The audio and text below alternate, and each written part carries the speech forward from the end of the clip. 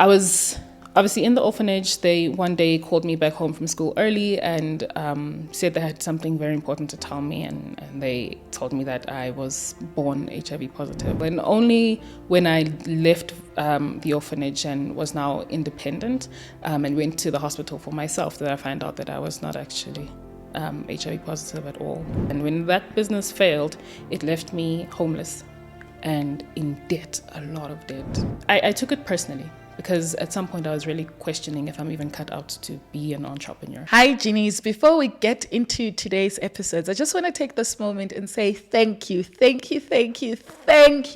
all the love and the support that you've been showing us. I read the comments. I see that you guys are enjoying the content and you're really being inspired. This is why Access Genie exists, to give you access to information, details, and people's insights that you might otherwise never have had. So thank you. If you've not subscribed as yet, what are you waiting for? Go and press that subscribe button. Every Monday we drop new episodes that you want not to miss.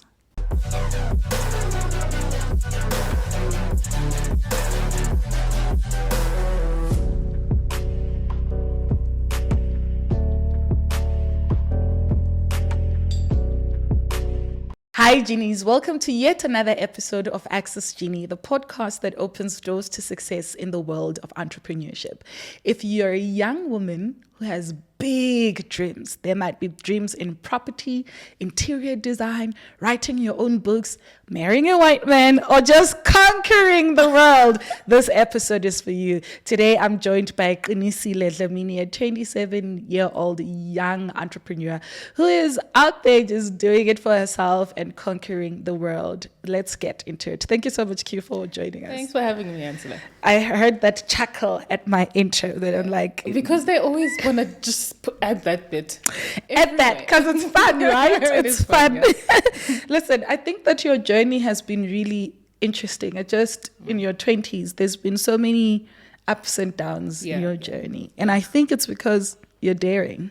Yes. Because if you're not daring, you're just sitting in comfort, and often a lot of things don't happen to you. Yeah. And I know a lot of people know you as the Airbnb queen, yes, and someone who can help them start those sort of kind of businesses. But I met you before that part of your journey through Umozi, where you'd help us with content, etc. And one thing that I've always known and noted since then, I think that was 2020, just in the midst of the pandemic, was your hustle.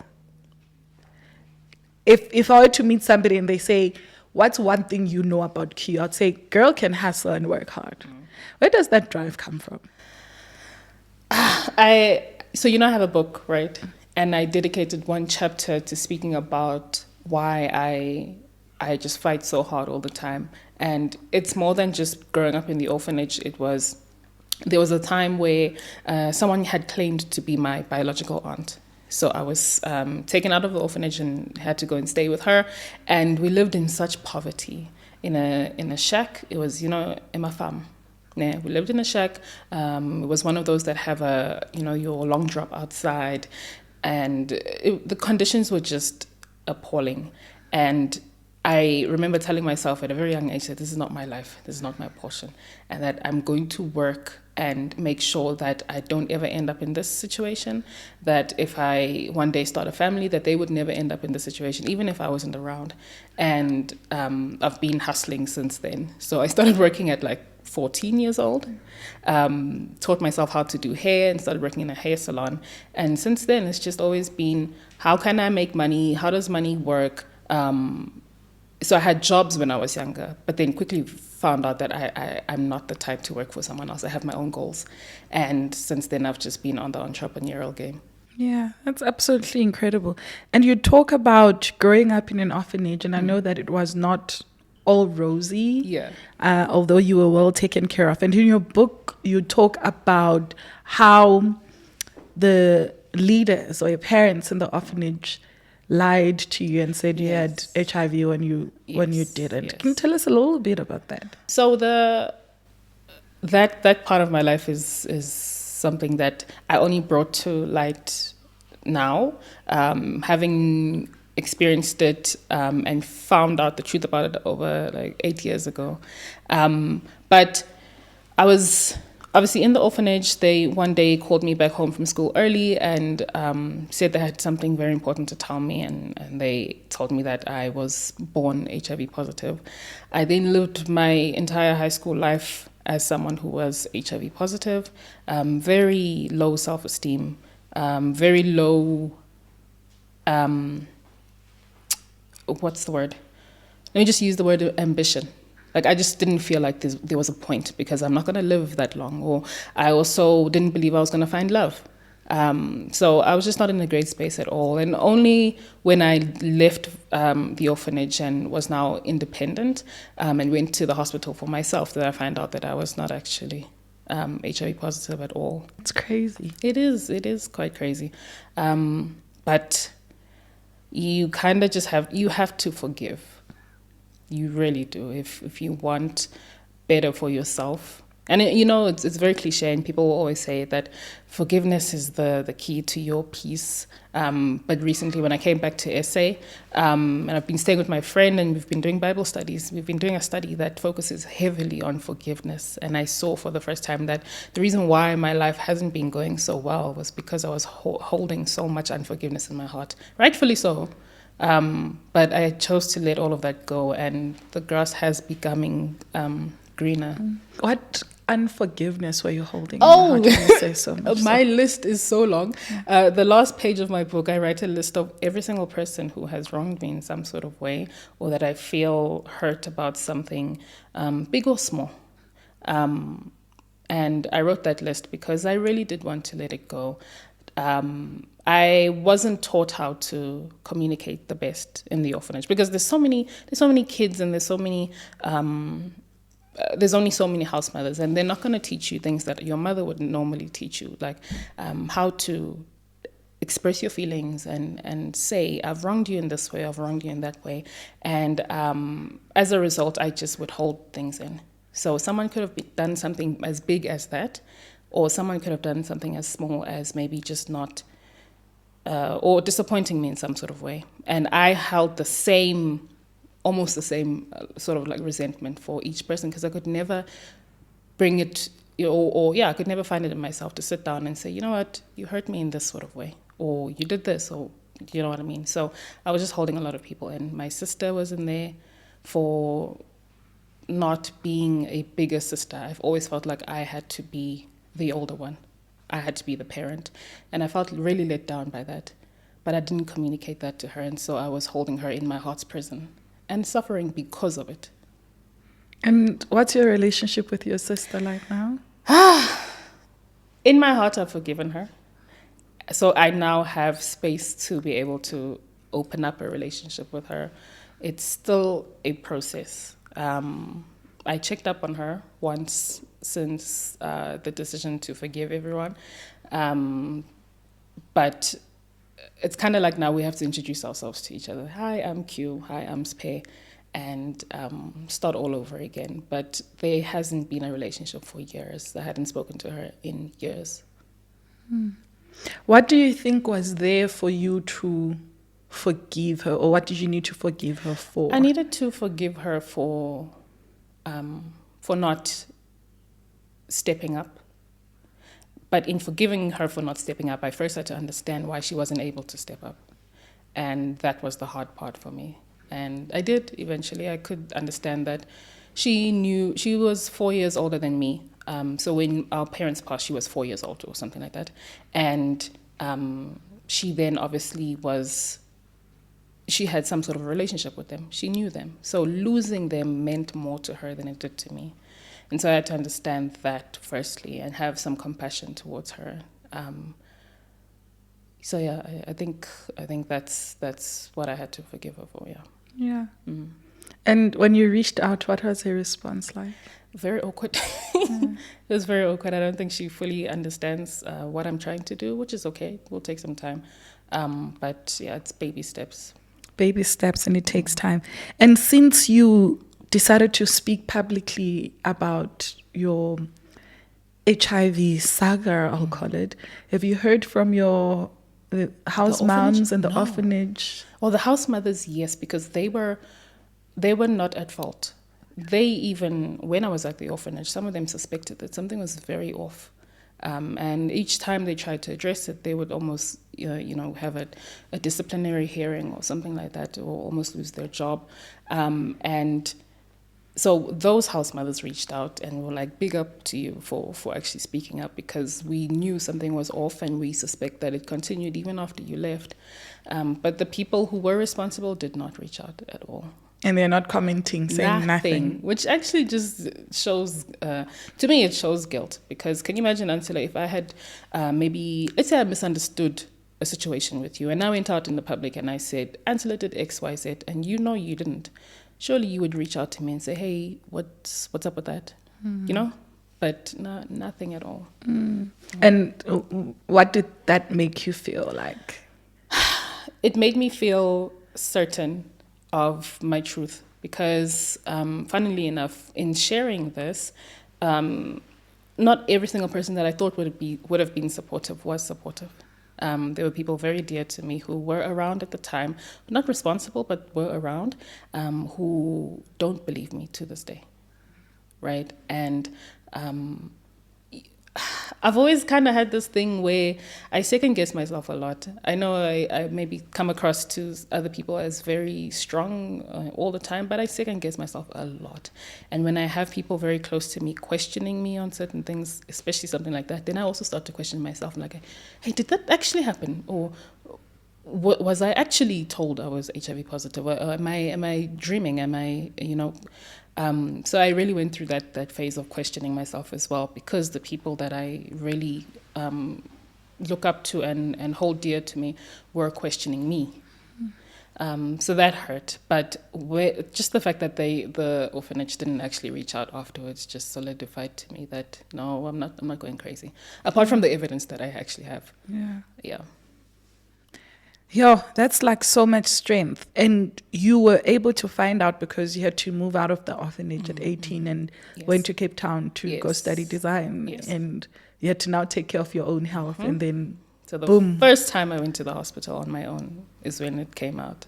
Yeah. Yeah. And they hadn't been giving you like medication and stuff like that? No, so apparently my CD4 count was still high, which meant that I didn't have to start ARVs at the time. Which was also, the whole thing is insane, because now that my best friend is a doctor now, so she just tells me how there's just so many holes in this story. And had we known this at the time, we would have been able to say, this can't be real. But the way that it was so intricately handled, like I would always go to the same doctor at the same hospital. So that's why I think that they were involved as well.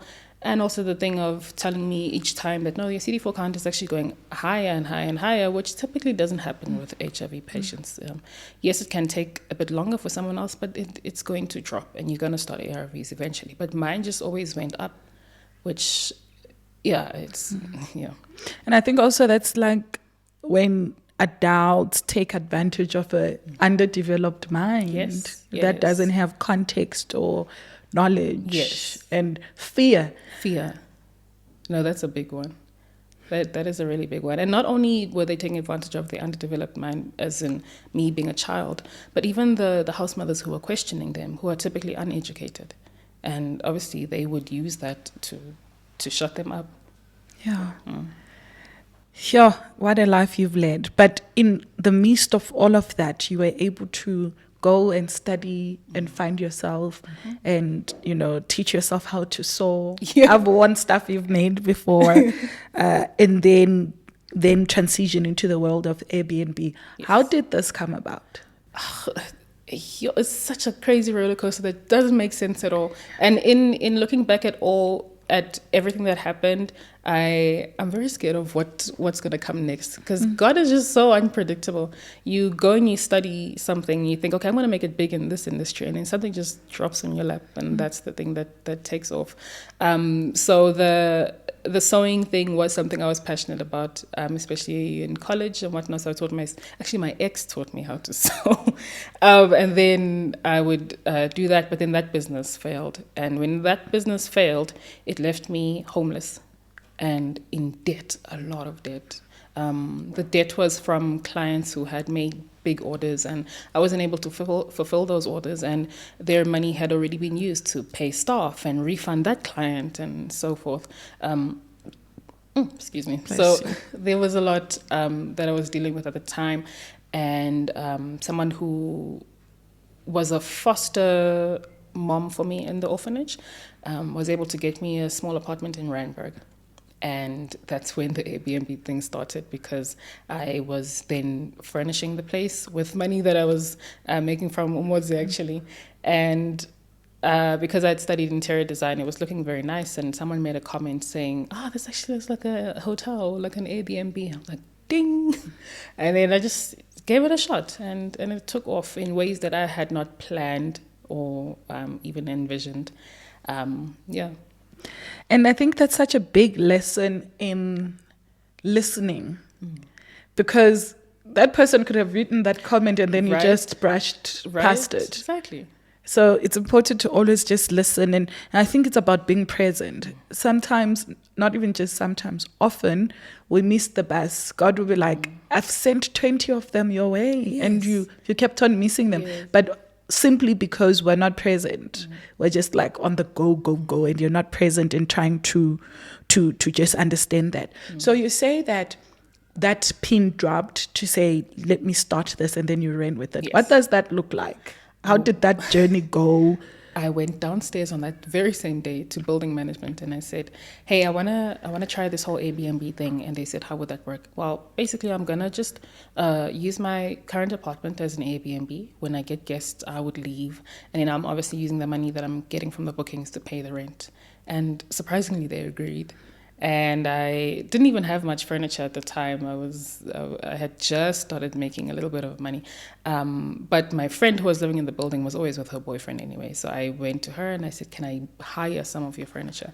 So every time I had a guest, I would have to carry a fridge and a microwave and tables and chairs to my apartment. And then when the guest left, I'd take it back down to hers and I'd pay her as well.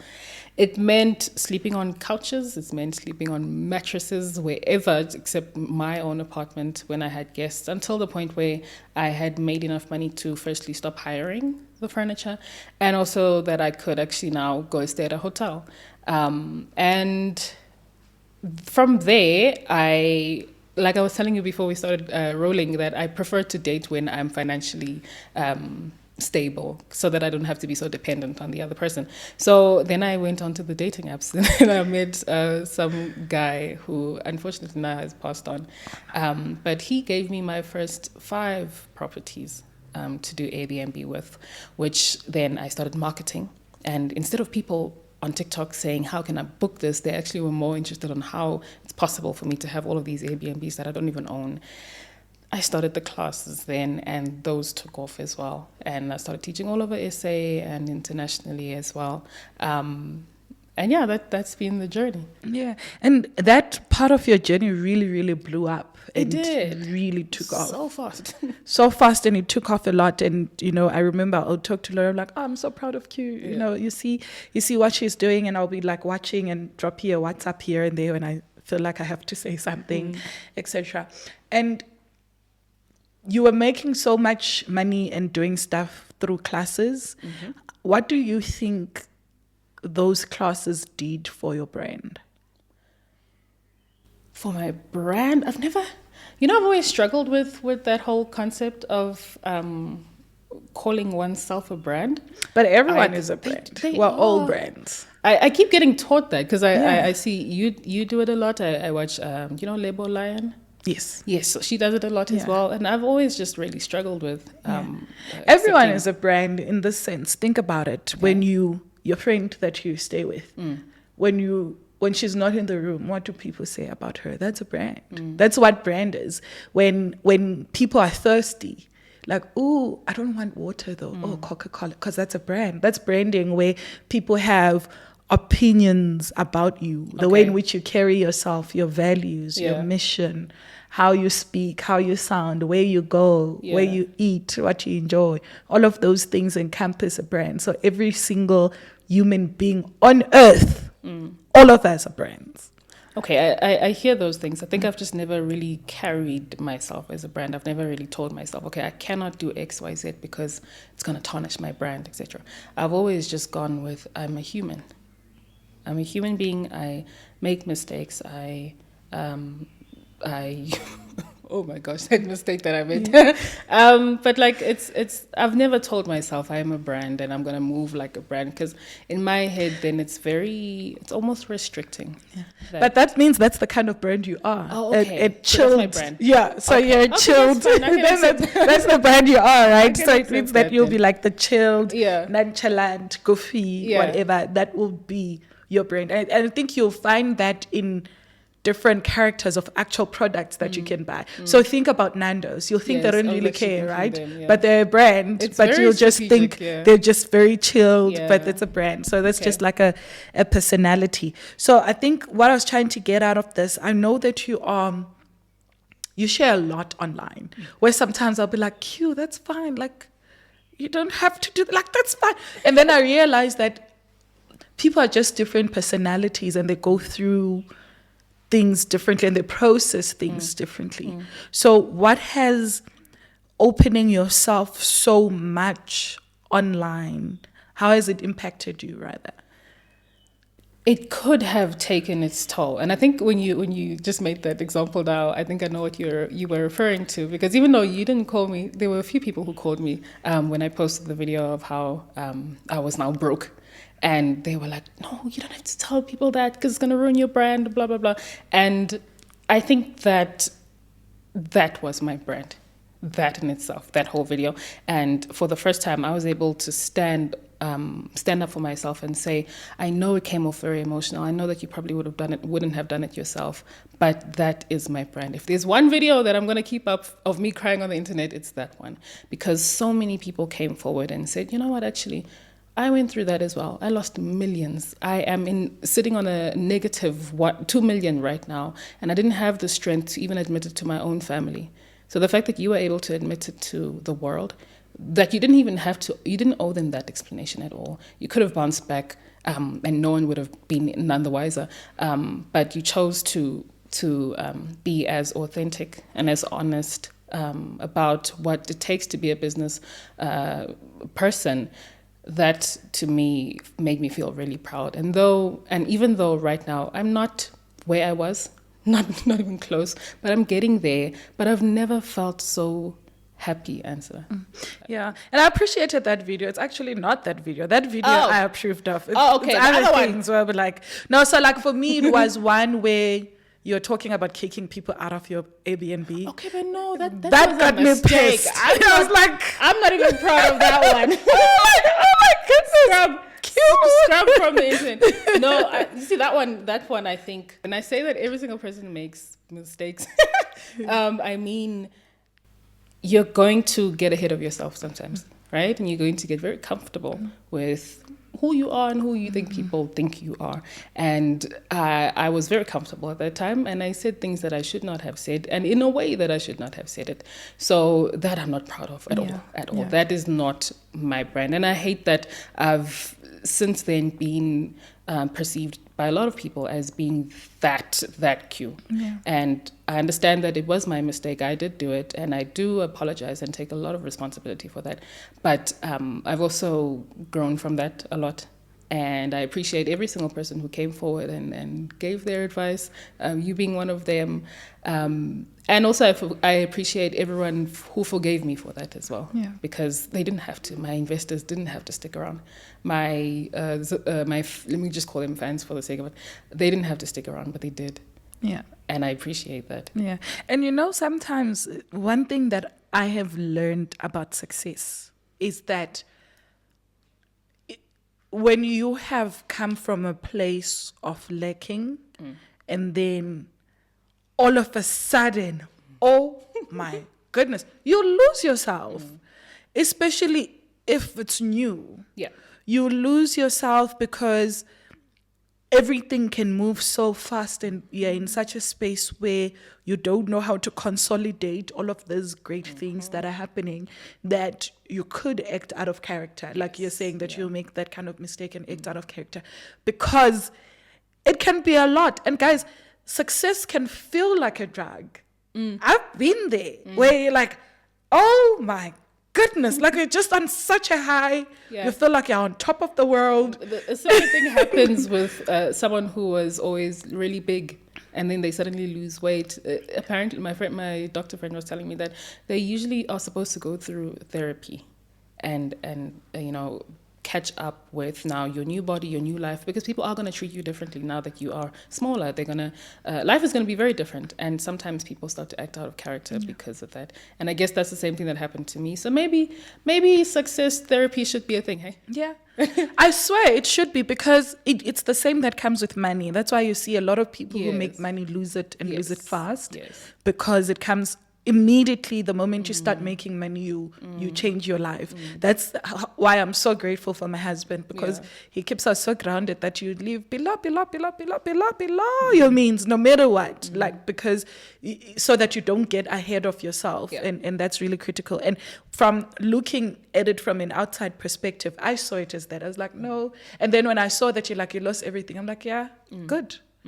I was happy that it happened, because I was like, I'd rather it happen now, and then she finds herself and gathers herself, because the next million is not going to be 1 or 2 or 3; it's going to be hundreds. No, so you want to be grounded again as well. No, you're not. No, I will. Why would you lose it? To? Because I in that time I got to speak to so many people, and one of them was the CEO of Google, and he was telling me how losing $1 million once or losing a couple million once, that's not success. There are people who he was telling me of a guy who refuses to sit in a room of people who've not lost a couple of times. Yeah.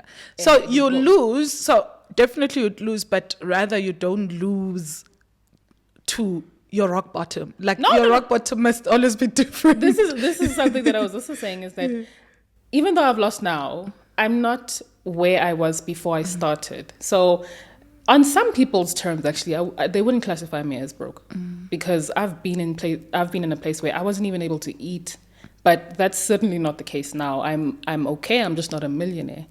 And the next time I lose, I'm going to still be okay. I'm just not going to be where I was there. But I'll probably be better than I am now. And maybe, you know what I mean? You just fall a couple steps back, but you're not falling from to step 1 or ground zero. We've been talking a lot about losing all of it. Your Airbnb ventures, made you successful, helped you build your business, your name, etc. How did you lose it? What happened? A couple of things. And it's weird because none of them on their own would be enough to sink the ship. But it's just that those small things here and there that will obviously end up in everything disappearing. I'm going to list, do we have time to list all of them? Yes, we've got time. Got lots of time. The first one was, let's start with, let's start with the investors side of things. So I've got a couple of investors, and we set up some nice Airbnbs, and they were going really well. Until when things didn't go right with the investment, the asset itself, as in the apartment, I didn't bring this to their attention. I chose to take on the expense on my own. So basically, I was then paying my investors their return every month out of my own pocket for months. That was the first thing. The second thing was with my interior design business. I've got a team, and they would maybe make a mistake, and that mistake would obviously cost us, either in the sense that we need to now replace materials, or we need to start the whole thing again, or sometimes the client wants a refund on that particular thing, and I was taking that out of my own pocket as well, and not holding anyone responsible for that. Another mistake was not having clear set terms and conditions with the client. So for example, if I come and I say, okay, we're going to revamp the studio, it's going to take us a week, right? And you're paying us a daily amount for my labor. And let's say, for example, it takes 8 days or 9 days instead of a week. Those 2 days that we didn't account for on the terms and conditions are now coming out of my pocket to pay my staff, right? I can go on and on and on, but all of these things, they slowly ate into my savings. So at some point there was no more savings, and now it's okay. But there's still money coming in from maybe from maybe the classes and more projects coming in. But ultimately, you eventually reach a point where you're not able to put out that fire and that fire and that fire. And had I only addressed every single one of these things, and I think being a bit more firm. For example, would the investors gone back to them, guys, this has happened to the Airbnb. We're not going to be making any return. We're not going to be getting any returns on this one until this problem is solved. How can we solve it together? That probably we wouldn't have been in this position. With my team, if I had been a bit more strict, you make a mistake, it's coming out of your salary, we wouldn't have been in this position. So ultimately, it's all my fault. I think my personality was what was really at question here. And I took it personally, because at some point I was really questioning if I'm even cut out to be an entrepreneur. Because when you look at entrepreneurs, you're looking at someone who's supposed to be strong and stern. And I was neither of those things. And because of that, my business failed. So I was able to make the money, but I wasn't able to sustain and keep it, because I couldn't say no or put my foot down when I needed to. And I think it goes back to small businesses not having the right systems and processes in place. And it sinks, I promise you, it sank so many businesses. Yeah. My own business has been on the verge of collapsing before, until I had that light bulb moment that you need to have systems and processes. Without process, you won't understand even how much money you're making, where you're making losses, what your finances are, who's supposed to be in the team or not. So processes and systems are really critical. What have you now done in terms of systems and processes to ensure that this doesn't happen again? So with regards to the projects, another thing that was happening was things with, like, just little things with clients. But clients are always going to be clients, you know how they are. But our terms and conditions with them was something that was really allowing them to get away with a lot of things. So that was the first thing that we tackled. So now the terms and conditions look this long, and it's all to protect us. Another thing that I did was I started charging correctly. It's very easy to not know, to undervalue yourself. I don't know why I did it. I'll look into that one. But now I say I'm charging X amount for a project. If you don't have that, we're not going to go into the discussion of what can I do for you or whatnot. It's just not for us. So that's something that I've done. I've gotten a new team in. What I was also doing is I was paying my guys way too much for what they were bringing to the table. I've got a new team in now, people who are way more experienced, a little bit more expensive, but it's making sense. There's been a lot of cleaning up of shop. I've been very open with my investors as to what's happening and put that on hold. So until we can get the Airbnb set up in a way that what happened before is not going to happen again. But in the meantime, there's not going to be any payments to anyone until everything is fixed. So I think honesty has been what I've done. And then, that's pretty much where we are. There will be things that we're still going to implement a bit later. But for now, because we're still in the very beginning phase of rebuilding, it's just cleaning up shop at the moment. Yeah. So what did all of this do to your finances and debt? I'm not in debt, which is what I'm grateful for. And that's why I'm saying that I fell, yes, but I'm not in it's not the same fall as before, because back then I owed so many people money. Whereas in this case, it's more of, okay, guys, there is no money. And if I continue lying to you and making you believe that everything is okay, then I will go into debt. So I'm glad that I stopped it before that happened. But yeah, no. So was the business failure before your UK move or after. Or in between? After. Or the real, how can I say, the explosion happened after the UK move. Before the UK move, the thing with the investors was already building up, but everything else was okay. But then, I took a knock when I came back for a few projects. It was those last few projects where things really exploded. Yeah. And why did you decide to move back from the UK? I didn't. I came back for a project. and then I got another project. So that project that I came back for, that was the first time where, okay, I could see that, no, man, something's happening with this team. We then tried another project, just happened to happen at the same time, and it happened again. And then the third project, or fourth one, was when, everything just exploded. And you're like, okay, I can't go back. Cannot. But I do plan on going back, because that's it's always been my dream to live in the UK. I don't know why. But as soon as I'm back on my feet, I'm on the first flight out. Yeah.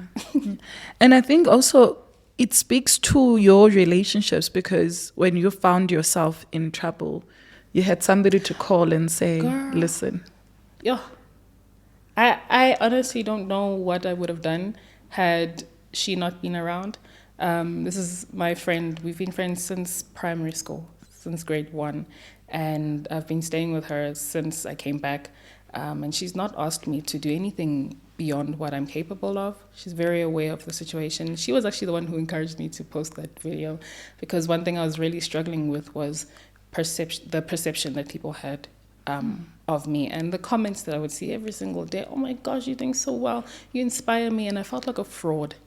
And it was weighing so heavy on me. And what really made me like very upset was the client where everything exploded.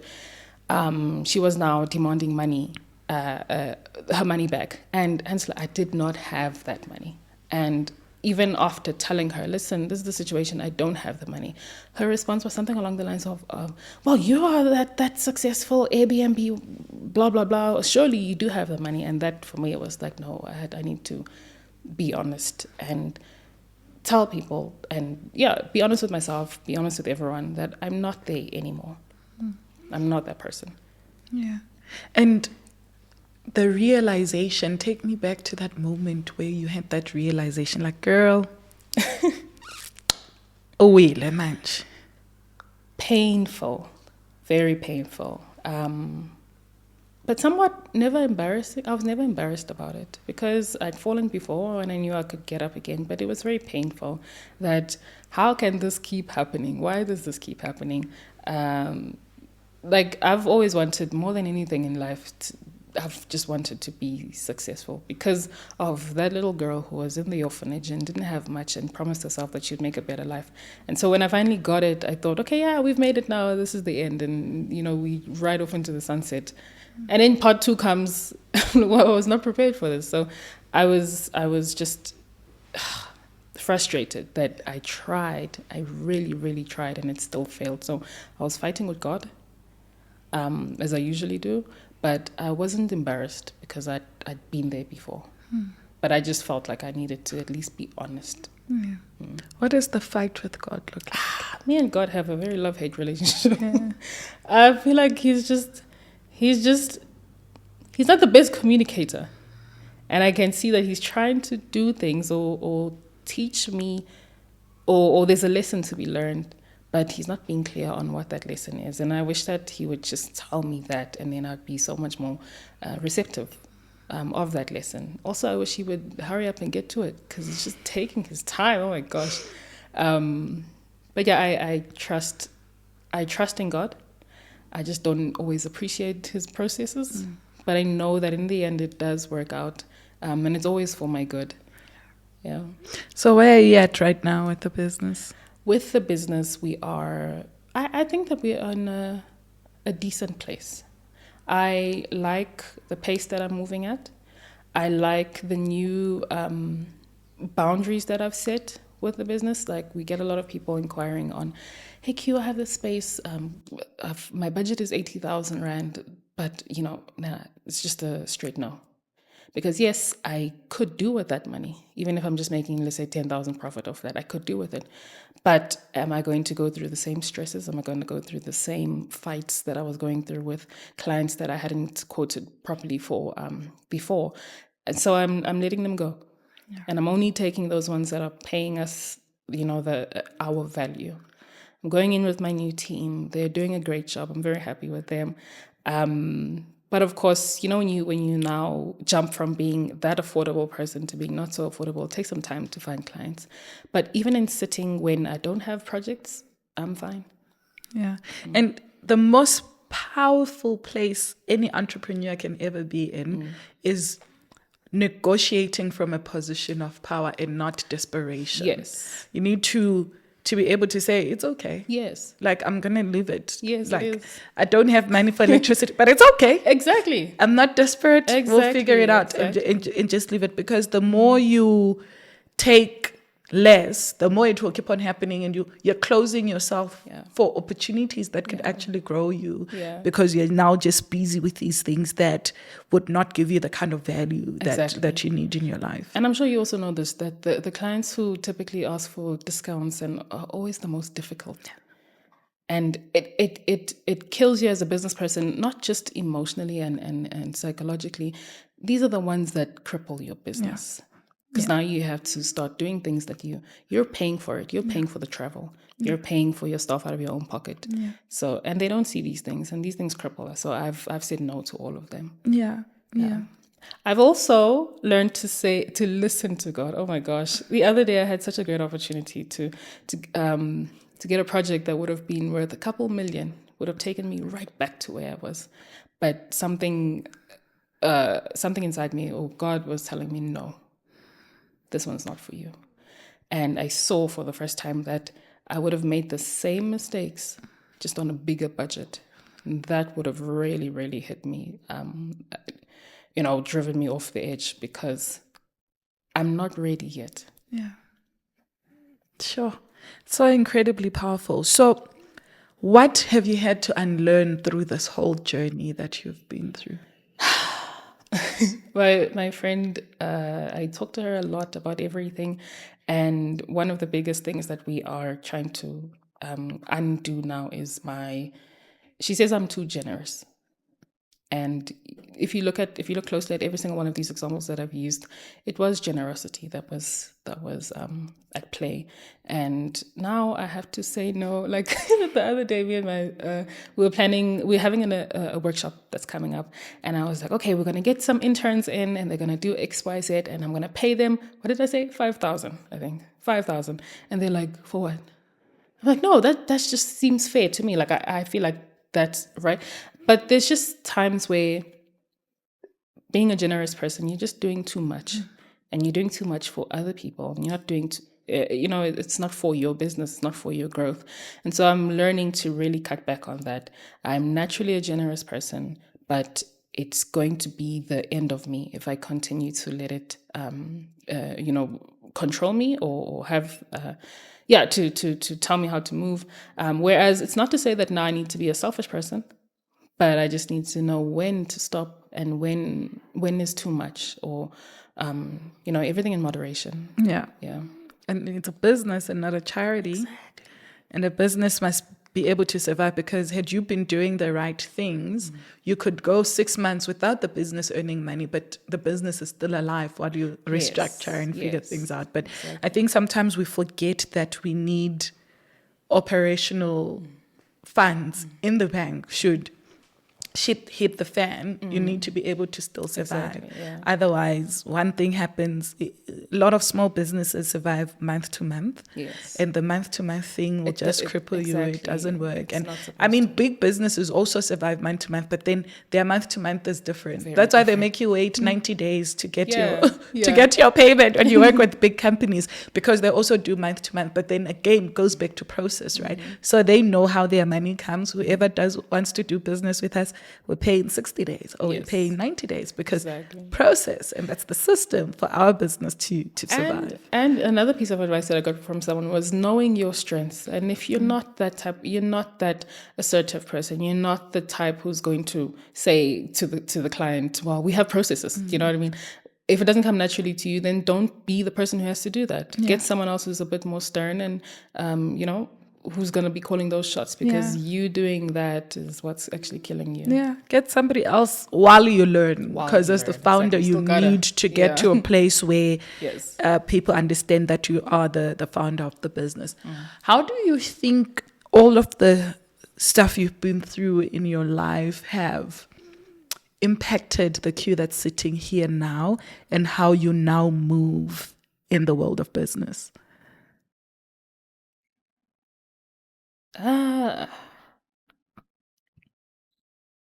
I think, okay, something that I've always been fascinated by is that every single major corporate or corporation that you see out there started off probably in someone's garage, and maybe 2 people or 3 people with an idea, and at some point they then got logistics and all of these things, and suddenly you have a massive Mr. Price home, whereas before it was just these 2 people or 3 people with an idea, and you know what I mean. And for me, what I'm realizing now is that it's all part of the process. I don't need to rush it. Do what I know right now. Be always open to learning from people who are where I want to be, and honestly, just show up as you are, as I am.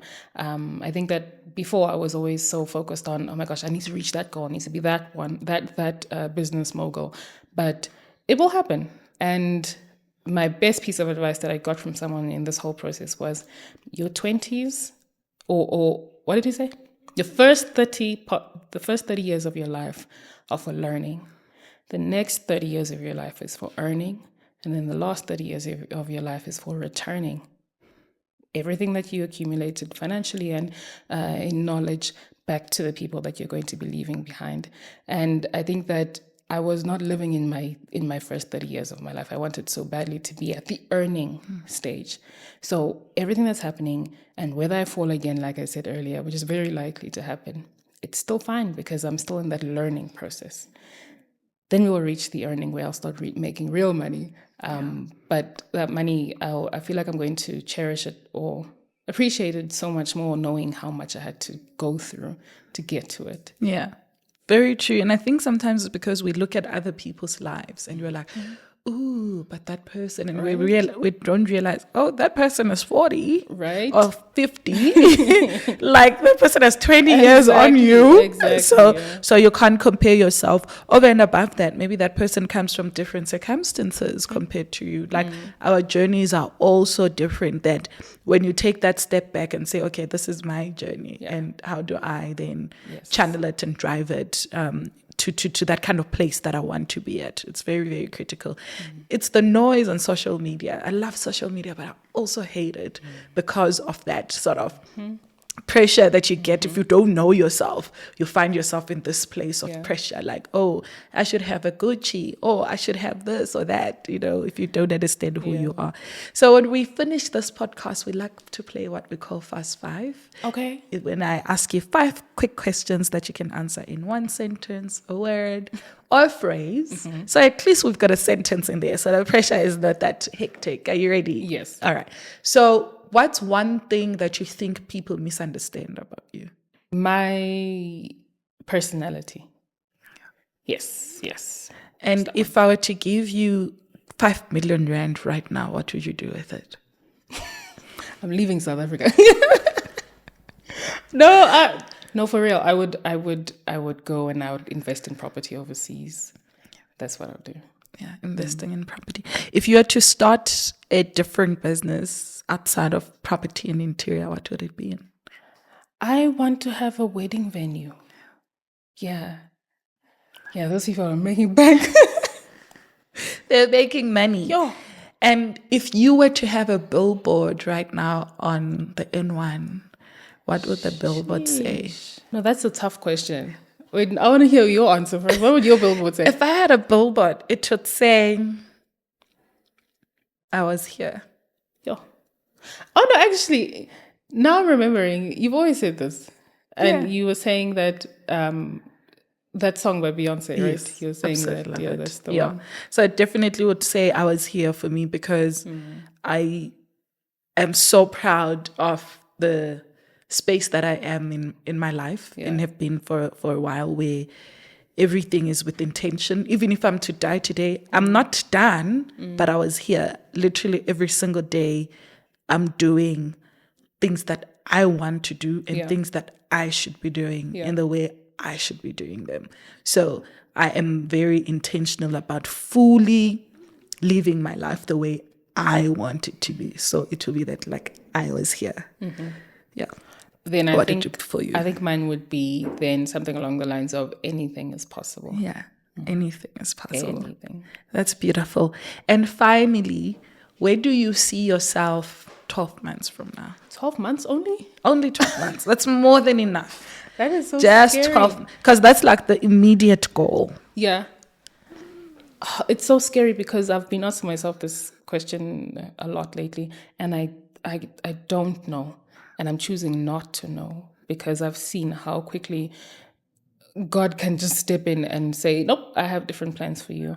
And all my life, I've always been the type to have a plan, and this is going to happen this way, and then in this time I'm going to be here or whatever. But sometimes things go better than my plan, and sometimes things go opposite to my plan. And so for 12 months, I'm going to say I don't know. Yeah. But beyond that, I do see myself being a very successful person, a very inspirational person. I really just want to inspire people. Like I see myself I want to do a TED Talk before I die. I want to do a TED Talk and just speaking about how the power of the mind. And when you make a decision, it's really, really up to you if you really want it that bad, if it's going to happen or not. That's what I want to do. Yeah. Will it happen in 12 months?